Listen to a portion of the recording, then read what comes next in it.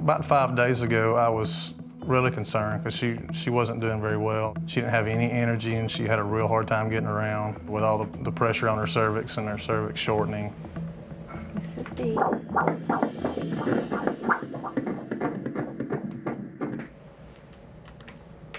So what was it? 173. What was A's? 182. Gosh, those are high, aren't they? The ultrasound tech, she went to baby A and the heart rate was alarming. The first baby right off the bat was higher than Kortni and I's ever seen since this pregnancy. Everything's just been so well with each baby to this point. You don't want something to be going wrong. Does that make you nervous?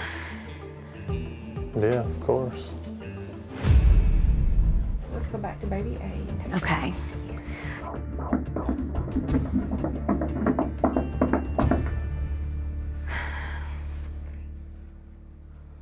$164 now. He went down.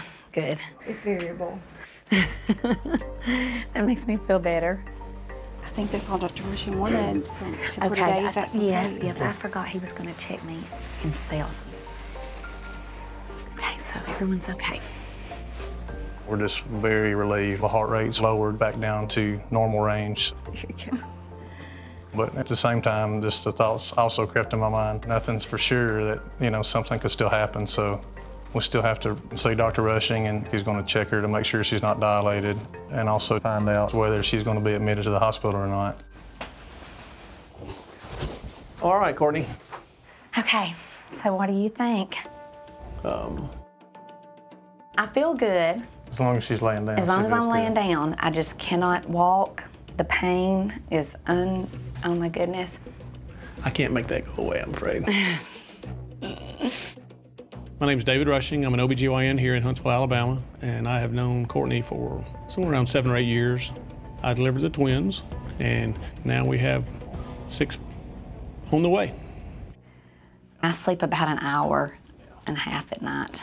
Unfortunately, that's common for most term pregnant women, and especially... Yeah, I can remember that with the you twins. were bigger than normal term already. Yeah. The incidence of sextuplets is extremely uncommon. You'll see a set of sextuplets in this country every 6, 7 years maybe. And at Huntsville Hospital, we had a set of quadruplets several years ago. I've never delivered anything higher than 4. And it is a very high-risk pregnancy, mainly from a preterm birth standpoint. The risks for extremely premature babies, which they would be at this point, are cerebral palsy, learning disabilities, lung function. So we would ideally love to get to 30 weeks versus 25. I noticed when she first scanned baby A, it was like 182. That's okay. That's normal. Okay. They will have what are called accelerations in the heart rate. Those are actually reassuring signs. Okay. The issue of the baby's heart rate is actually not concerning. And they do have what are known as accelerations, or the heart rate rises and then comes back down to normal. That's actually a sign of fetal well-being. And what's recovery on a C-section? Since I've never had one, I don't really know. Limit some activities up to 6 weeks. Okay. So if we have to do a hysterectomy, you'll do that at the time of the C-section? Yes, ma'am. Okay. Compared to a normal C-section, the delivery of sextuplets is significantly riskier. Bigger risks to Kortni would be things like postpartum or uterine atony, hemorrhage, because her uterus is so distended that the muscles will not contract back down, and so they just continue to bleed. So if she's having significant bleeding, she may have to have a hysterectomy. Then I'm going to take her uterus out. I don't want her to bleed to death. So we come in today kind of prepared to the possibility of being admitted. So what do you think about that? Your cervix is closed. It's soft and it's thinning a little bit. Even though the babies are okay and my cervix has not shortened anymore, I'm still nervous he's going to admit me, just for the simple fact that he told us at 26 weeks he wanted me in the hospital for just monitoring and just keeping me there for safety reasons. I'm just thinking how much better it would be to be at home. I know. Which I know they're going to take care of me here. I'm not worried about that, but just being at home with the kids, and I don't know. I understand. Babies look good, growing appropriately. Fluid looks good. I think we can let you go home. Oh, praise the Lord. For a few more days. Okay. And I think you're knocking on the door. We'll just have to wait and see. That's wonderful. Because I cried all last night, didn't I? Yeah. I mean, cried and cried and cried. So to get like 2 or 3 more days at home, or 4 or 5 or 6. Well. Lord, he's gonna be a nervous wreck. You're not gonna panic over the weekend, are you? Of course. I get real nervous at night. Yeah. If something changes, let me know. Okay. Well, I will see y'all Monday. Okay. Thanks, Dr. Rushing. Yes. Thank All right, you. Here, I want to give you a hug. All right. I'm a hugger. Thank you. I'm a huggy. I'm absolutely thrilled that I'm not being admitted into the hospital today. That just means a few more days with my family, with my kiddos. I'm just going to enjoy every second because I know that the time is coming soon where he will put me in. Okay, 1, 2 in. 3. Oh. Oh my goodness. Oh my goodness. I'm okay. Okay, sweetheart. Awesome. You get to go back home. I know, yay. That's great. We need to discuss what all do we need to do as far as nursery and everything. I don't know. Because so much of our focus has been on Kortni's health and the health of the babies, we haven't really had much time at all to just prepare. Yes. So we still have a ton to do. The most important thing is going to be storage for diapers, swings, bassinets, car seats. And diapers. Yeah, I said diapers. But you can say it again because that's... I think you just said storage for diapers. Well, yeah. And then diapers and diapers and diapers and diapers. Wipes, bibs. Formula. Wash the detergent. Somebody working full-time to wash clothes. Oh gosh. Then the most important thing is a new vehicle that can carry our 9 kids. Yeah, because we can't fit all 9 in here. You'll get used to it though. A couple of running into people's bumpers in the parking lots and some insurance claims and you'll have it ironed out.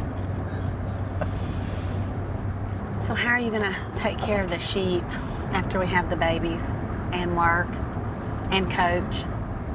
The sheep have gotta go.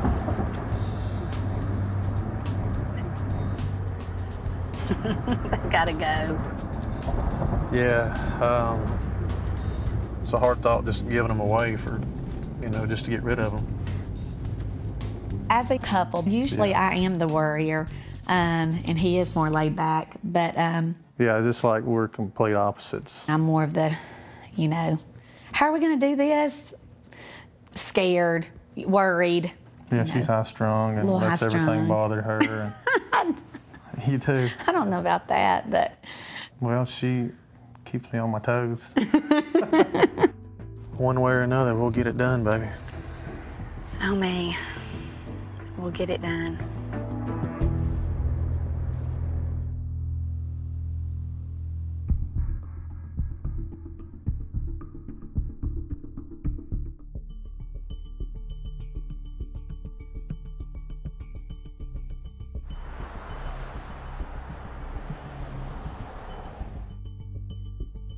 Mama, look.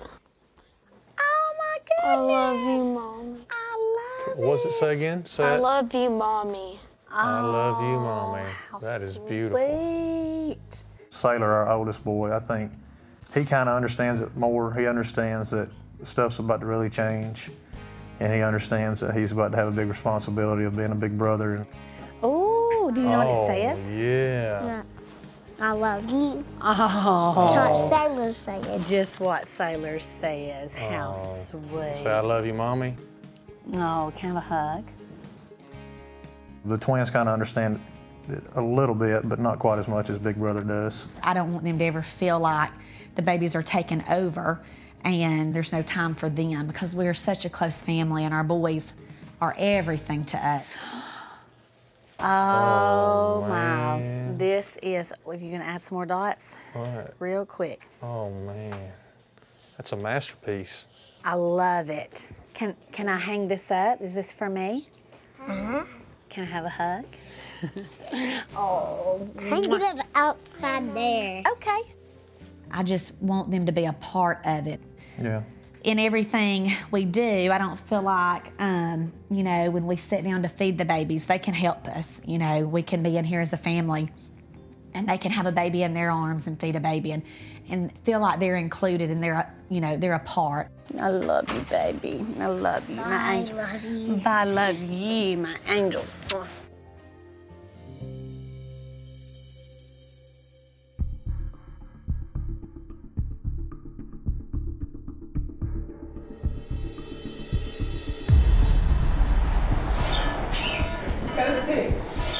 Okay, Dee, are you guys ready? I think right when he starts, we're going to have you almost perfectly flat. Okay. And that's going to be a struggle for you, I understand. We're going to put oxygen on you. We'll give you a mask to breathe some oxygen through. Okay. This morning, Kortni began having contractions much more frequently and much more intense than she has been, and she's starting to dilate. I'm just wanting to watch how you're breathing. You're actually doing fantastic, much better than I thought you would. You're breathing well. I just don't want her to go into full-blown labor before we have to do this. So we're going to have to go ahead and do a cesarean section today. I don't believe we can wait. I love you. Yeah, we're gonna be praying for you. Can't wait. I'm ready for it to be over. Yeah, baby, I love you. I love you. The babies are ready. They're ready to come, and I think my body is ready to have them. I don't think I can go on any longer.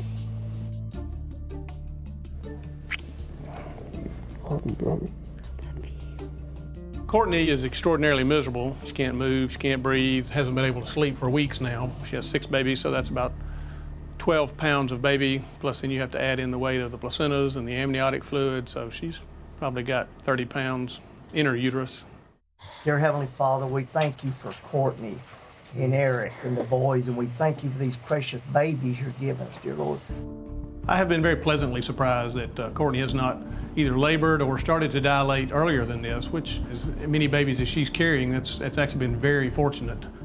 We're just going to go ahead and do the C-section today about 1 o'clock, and we're excited but also just nervous about everything. Are y'all so excited? They're coming today. It feels like we've been talking about it right now. Well, not too much longer. About another hour, though. You're going to have 3 new brothers and 3 new sisters. What do you think? 6 more. It's crazy, isn't it, buddy? I love y'all. Can I get a hug from you and a kiss? I love you. Once we made the decision to do the delivery today, then I notified the nursing supervisors and they notified all the neonatology staff, the OR staff. There's a team of about 37 people and we've had 6 or 7 run-throughs. We've been prepared 24 hours a day, 7 days a week for the last 7 weeks. Each baby is going to have 4 people involved on their team. There's going to be a respiratory therapist, a neonatal ICU nurse, a scribe, somebody who's going to be writing down all of the information, and then there's going to be an advanced practitioner, a neonatal nurse practitioner or a neonatologist. This is a very serious situation. We want to make sure that Kortni doesn't lose too much blood during the procedure. After you get the last baby out, you want to make sure that she doesn't get uterine atony, where the uterus doesn't really clamp down, and then you start having heavy bleeding. And mothers can bleed to death. We already have all the equipment that we need to perform an emergency hysterectomy if we have to. I'm starting to get so nervous.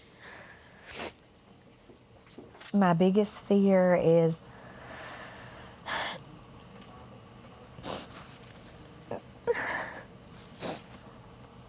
that something's going to be wrong with the babies or something's going to happen to me during the surgery.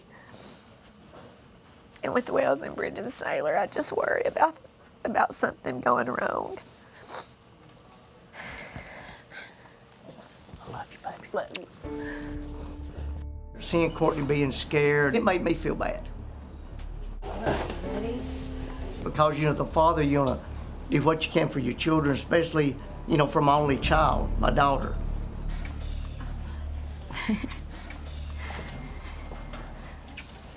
She's been so tough and strong, and I don't believe there's many people in this world that can handle what she's been through for the last 30 weeks, but she's done awesome.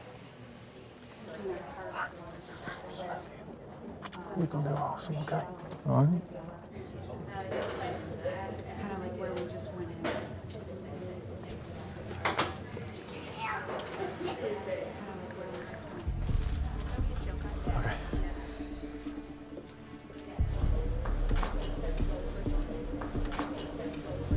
really anxious, nervous. This whole process, 30 weeks long, has just been so emotionally draining for Kortni and I both with the delivery of 6 babies. I mean, there's so much more that could possibly go wrong.